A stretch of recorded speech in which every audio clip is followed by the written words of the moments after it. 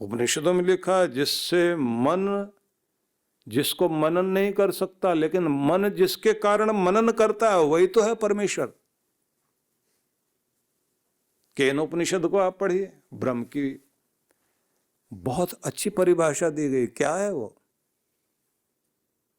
आंख जिसे नहीं देख सकती लेकिन आंख जिसके कारण देखती है, उसी का नाम भगवान है। बुद्धि उस तक नहीं जा सकती लेकिन बुद्धि जो भी निर्णय करती है, वो शक्ति देने वाला वही है। फिर कहते हैं किसके कारण ये प्राण चलते हैं, चलाने वाला कौन है? प्राण उस तक नहीं पहुंच सकते लेकिन प्राणों में जो शक्ति भरी हुई है उसी के कारण है। फिर आगे ये भी कह दिया, ये चेद वेदित सत्यमस्ति। यहां आकर उसको जान लिया तो बहुत बड़ी बात है। नो चेद वेदित महति विनष्टि। और अगर इस दुनिया में आकर उसको नहीं जाना तो बस तुमने बहुत बड़ा नुकसान अपना कर लिया। इससे बड़ी कोई हानि दुनिया में नहीं होती। आए हो केवल भगवान को प्राप्त करने के लिए। कबीरा सोया क्या करे, उठ बैठो रहो जाग। जिसके संग से बिछड़े बस उसके संग ही लाग। जिसके संग से बिछड़ गए हो।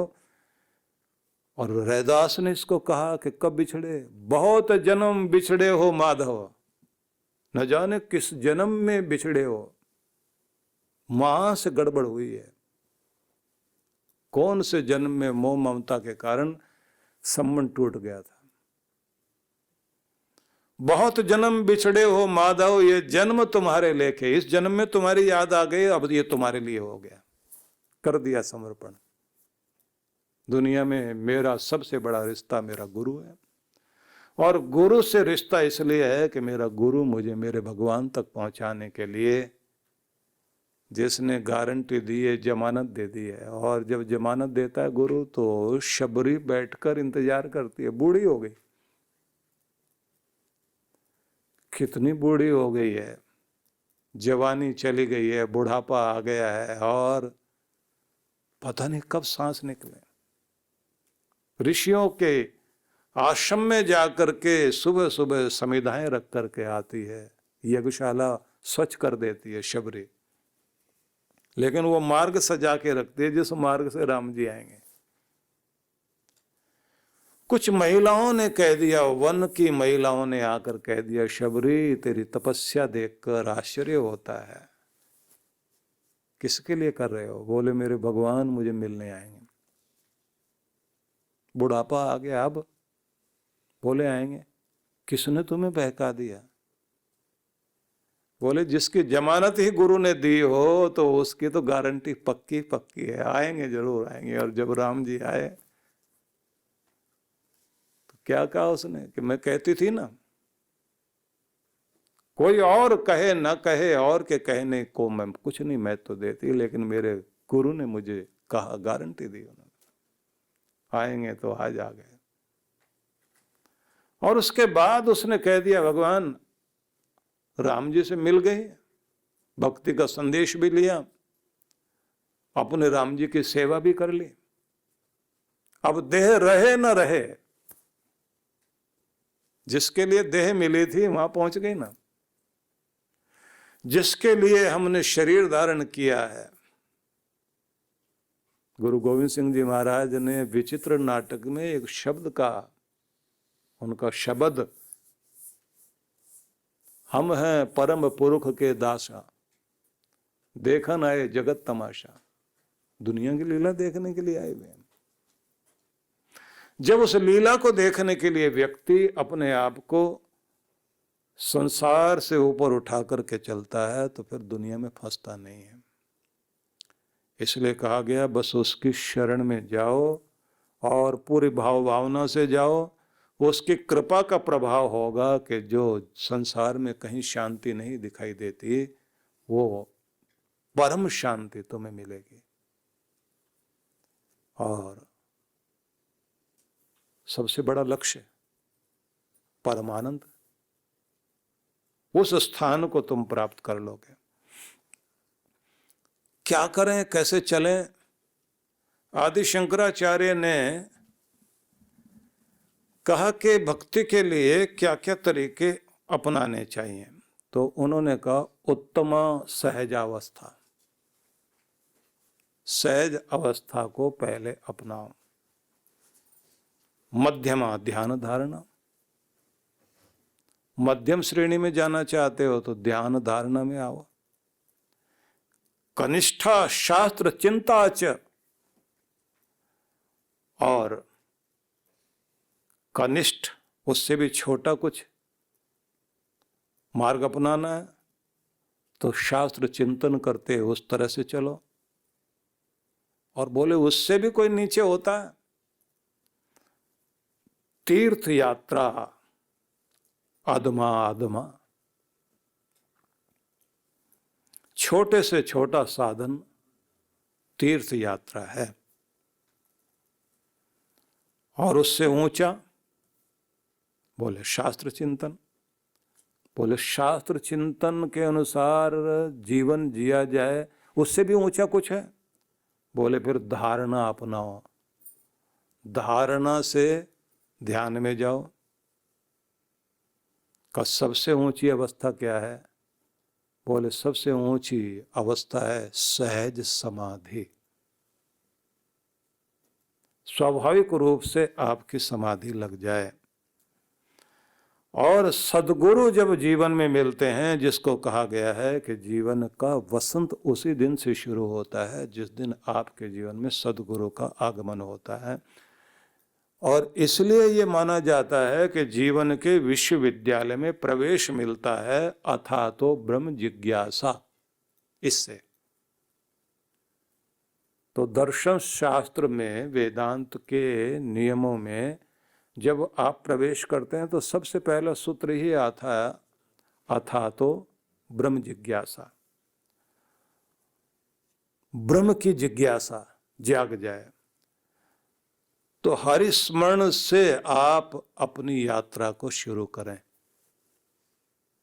प्रभु के स्मरण से यात्रा शुरू करें। और छोटे सा छोटा साधन शुरुआत करना चाहिए। तो लोग जाते हैं तीर्थ पर, तीर्थ यात्रा करते हैं। तो अभी जो है कुंभ की शुरुआत हो रही है, लोग कुंभ के लिए जाएंगे। लेकिन कुंभ में जाने का भी ढंग क्या है? अमृत प्राप्ति के लिए जाते हैं ना, क्योंकि कुंभ में अमृत गिरा था तो उस बूंद को ढूंढ रहे हैं लोग, वो अमृत हमें मिल जाए।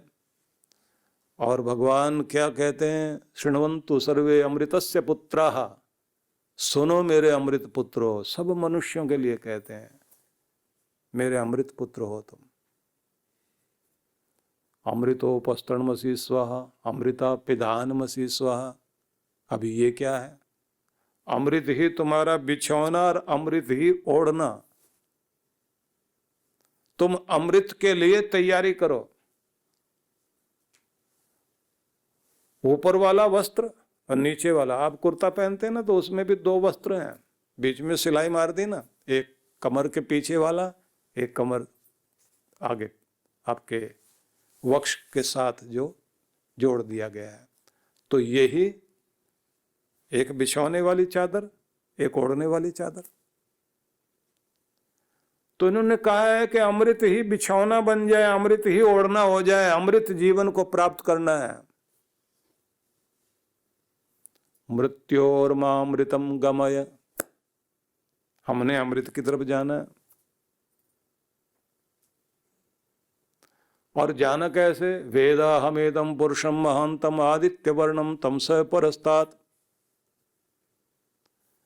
अंधेरों के दूर कहीं उस परम प्रकाश को प्राप्त करने के लिए तमेव विदित्वाति मृत्युमेति नान्य पंथा विद्यते यनाय। उसको जानने के बाद ही तुम अमृत को प्राप्त कर सकते हो, मुक्ति को प्राप्त कर सकते हो। त्र्यंबकम यजामहे सुगंधिम पुष्टिवर्धनम उर्वारुकमिव बंधनान मृत्योर्मुक्षीय मां अमृतात्। अमृत से दूर मत कर देना भगवान। अमृत चाहिए। अमृत को प्राप्त करने के लिए कहां जा रहे हैं? कुंभ में। क्योंकि अमृत जो है कुंभ में भरा हुआ था, उसकी कुछ बूंदे गिरी, और जहाँ जहाँ गिरी 12-12 वर्षों के बाद वहाँ पर लोग जाते हैं, स्नान करते हैं। तो पहली बात कही गई है कि सबसे छोटा साधना वाला क्रम जो है, पहला प्रयास तीर्थ वाला, मंदिर जाओ, तीर्थ जाओ, साधु के, ज्ञानी के, गुरु के दर्शन करो, आश्रम में पहुंचो, मिल कर के आओ, यज्ञ याग करो। ये सब साधन जो है, इनको कहा गया है कि ये आपके प्रथम साधन है। तीर्थ में जब जाएंगे तो कैसे जाएं? तो जैसे हर्ष राजा थे, हर्षवर्धन, उनके समय में बहुत बड़े बड़े गुणी ज्ञानी लोग उनके दरबार में होते थे। राजा के मंत्री वंत्री तो बहुत सारे होते थे, लेकिन गुणी जनों को इकट्ठा करके रखते थे। उन्हीं के समय में बाण भट्ट हुए। बाण भट्ट ने कादंबरी एक ग्रंथ लिखा, और उसी में है शुकनासोपदेश, और बड़ा प्यारा उपदेश है।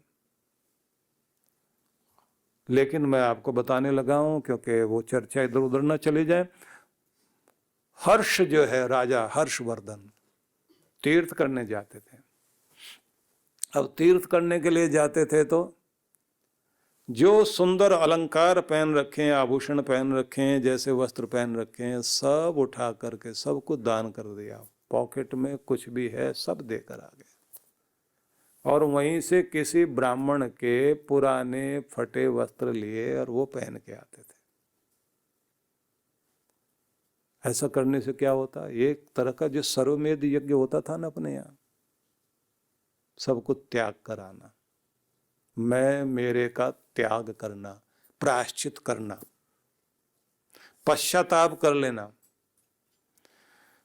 वहां जाकर दो ही चीजें होती हैं। एक गंगा वो है जो इस धरती पर बह रही है, एक ज्ञान गंगा कही जाती है, एक प्रायश्चित गंगा भी कही जाती है।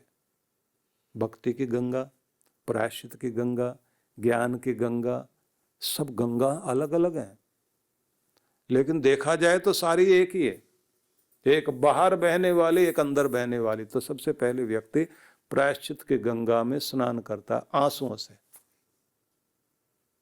हो गई हैं गलतियां, मुझे एहसास है, अब मैं अपने मैल को गलाकर अपने आप को शुद्ध कर रहा हूं। तो सबसे पहले चाहिए पश्चाताप। इसी को मजहबी लोग जो है तौबा कहते हैं। तौबा कर लिया जाए, ऐसे कानों को हाथ लगा के तौबा तौबा तौबा, अल्लाह का नाम लेते हैं साथ में, अल्लाह तौबा। वो उनका ढंग है।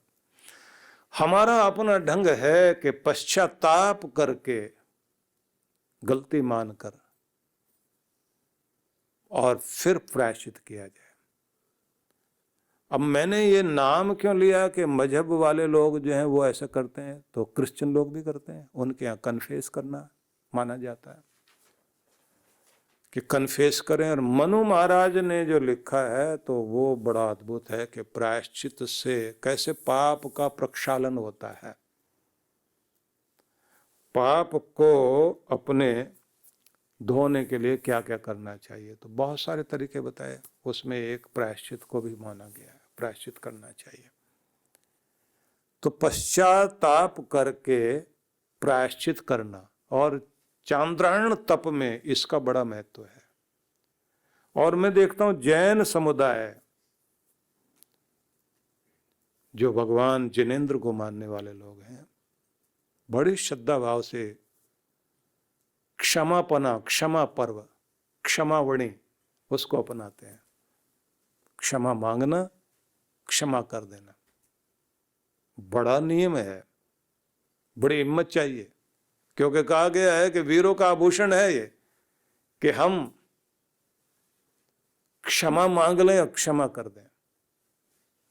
कायर की अहिंसा अहिंसा नहीं कहलाती। कायर आदमी कहे कि मैंने तुम्हें छोड़ दिया बस, जो कुछ कर ही नहीं सकता, और कमजोर की क्षमा कोई महत्व नहीं। बहादुर आदमी, वीर लोग ही तो होते हैं ना जो कहते हैं कि क्षमा करता हूं। तो इसलिए ये बात ध्यान रख लीजिए कि जैसे हर्षवर्धन जाते थे तो जाकर के प्रायश्चित करना, पश्चाताप करना और साथ में दान पुण्य करना, नई जिंदगी जीने के लिए अपने आप को शुद्ध करके चलना, सर्वमेध यज्ञ करना, मैं और मेरे का परित्याग करते हुए गंगा में डुबकी लगाई और यज्ञ किया, तीर्थ कर लिया, दर्शन किए, महान पुरुषों के उपदेश सुने, अपने को निर्मल करके फिर वहाँ बैठकर ध्यान लगाया भगवान का और भगवान की कृपा को अपने शरीर में प्रवेश करते हुए अनुभव किया। अपने आप को जब बहुत पवित्र कर लिया, अपने अंदर ऊर्जा से भरपूर हो गए, तो भाव आया कि मैं कुछ भी नहीं, जो कुछ है बस तू ही तू है।